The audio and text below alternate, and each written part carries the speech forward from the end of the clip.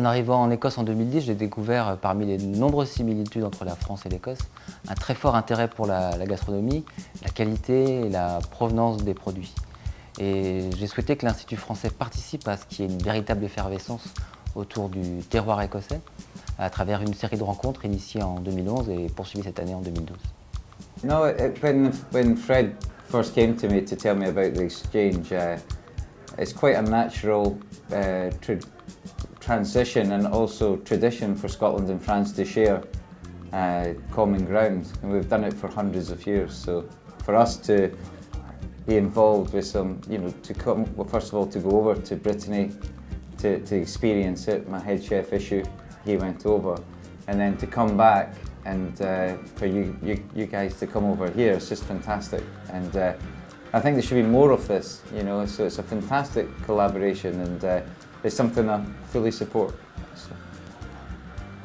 Paul Wedgwood, Craig Wood, Martin Wishart, Roy Brett, ils transmettent l'amour de nos terroirs dans leur restaurant. Ils nous ont accueillis cette semaine dans leurs établissements. Absolutely, I remember going in the kitchen for the first time and everything was new, not knowing how to peel an onion even, or and being shown everything just it's like a kid walking into a sweetie shop. Everything was new, and you just work your way up, and it's nice. We have in the past we've had exchange front of house and kitchen, and it's always worked out very well. Alors ce matin j'étais en pâtisserie, donc j'ai fait les desserts du jour et les desserts à la carte. C'est plein de petites choses qui sont servies à la fois dans la même assiette et beaucoup de mélange de textures, donc mou, dur, une sorte de gelée. Une magnifique rencontre avec nos jeunes venus de Bretagne, avec 3 générations de poissonniers chez Welsh Fishmonger à Édimbourg. Ce matin, nous avons été particulièrement heureux de venir dans l'entreprise familiale Welsh qui nous a accueillis vraiment les bras ouverts. Que nos étudiants ont pu directement être impliqués dans le travail du filetage du poisson, dans la préparation des poissons. Ça peut paraître simple, mais la technique qui est utilisée par les poissonniers professionnels n'est pas du tout la même que celle qui est utilisée par les cuisiniers. It was founded in 1959. My grandfather started it after he came back from the war, and he's done it ever since. My grandfather was in the boss, and now it's moved down to my father, so it's pretty good. My granddad still works here most of the time. D'abord, ça a été très impressionnant de rencontrer une personne comme ça. C'est quelqu'un qu'on respecte beaucoup tous, je pense. Il fait un métier, il est passionné, il a pris le temps de nous montrer, il a fait des erreurs, enfin forcément. Il a rien dit, il nous a laissé faire, il nous a remontré plusieurs fois. Ça, c'est quelque chose qu'on ne fera sûrement pas partout.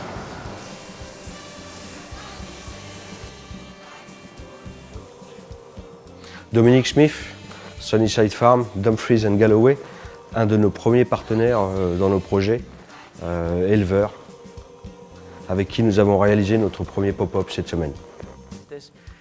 So we farm Dexters, we farm traditional pigs, which are Gloucester Old Spots and Berkshires, and also some Shetland sheep, and some goats now as well, of course. And they're all produced to sell through our own butchery. So we've had the students with us today from Dinard. They've been preparing for a meal tonight at our local cafe. We've taken it over, and they're preparing a banquet. So there's been lots going on this morning. Like I say, they've eaten plenty as well.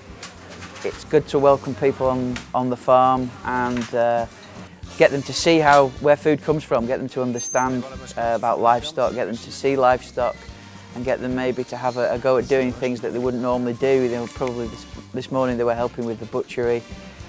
I'm not sure they're going to get what they're expecting, the customers tonight, but I hope they're going to enjoy it. Yeah, we've got a 6-course banquet planned. I'm not sure I can take too much credit for any of it, but we've got some steak tartare, which will really put the cat amongst the pigeons tonight, because you know, local audience might be slightly wary of the steak tartare, but we'll see how that goes. And then we've made a special sausage, saucisson de Lyon maybe, but saucisson de Sanca I think we'll call it, which will be baked in a brioche, which they've made this morning, which has been very impressive seeing that. And then a soup, a pot of first style soup, so the bits of cheek and oxtail and things like that been put into it. What else are we having? Oh, veal blanquette de veau, which is always good to see prepared. One of our favourites, and of course using our veal shoulder. Les produits sont très souvent à portée de main, comme nous le montre Andy, à l'extérieur d'une zone industrielle de Glasgow. What we've just done there is we've just come back from a mini forage, and what I tried to do was to keep it within a 10-minute walk of the building, because what I want to try and show is the cooks and the chefs that they can do this themselves. They don't have to travel far, and with a little bit of knowledge they can get something from their own backyard that they can then use in their dishes. Provenance is very important nowadays, and you can't have more provenance than being, you know, within 10 feet of your building. And we went out and done a wee forage there, and we found 6 or 7 different edibles, from, you know, hogweed to cleavers to ground elder to nettles, all of which can be used in a multitude of dishes. I also have to make the point they need to be very careful about what they're doing, however, because there are poisonous plants out there. Donc là, nos jeunes sont à la pêche campagne de Stirling, une rencontre formidable avec Stuart. Stuart, grand passionné de pêche, et notamment le brochet. Un après-midi superbe au soleil. So we've just caught our first pike. It's a small pike. It was about half a kilo. Really too small for us, so we've put it back to go to a larger size. The pike in here are quite special, that they predominantly forage on traditional Scottish brown trout, so we find that the growth increment is quite large over a short period of time. We can have excess up to 7 kilo in one pike. I think last year the most average was about 14 pounds when it came to the majority of the pike. L'événement principal de ces rencontres gastronomiques entre l'Écosse et la France cette année, c'est ce restaurant éphémère au Hub qui est l'occasion pour les jeunes chefs du Lycée Hotelier de Dinard d'être confrontés l'espace d'une soirée avec une véritable clientèle et de restituer tout ce qu'ils auront acquis pendant 7 jours de leur rencontre avec les producteurs et les restaurateurs écossais, pour des gens qui, j'espère, seront venus eux aussi dans un esprit de rencontre. My philosophy for the food in the restaurant was to take my experience in working in Star Michelin and sort of fine dining restaurants, simplify that, give people great ingredients, which we have plentiful in Scotland, and a very simple style of food and service at good value, and hopefully with delivering that, it's what keeps people coming back. Yeah. I think for me, I'm delighted to see young chefs given the opportunity to develop their skills, both in the kitchen and kind of out with the kitchen in terms of building their knowledge. And Cherie, that worked with us in the restaurant last year, was delighted to go to France, to Brittany.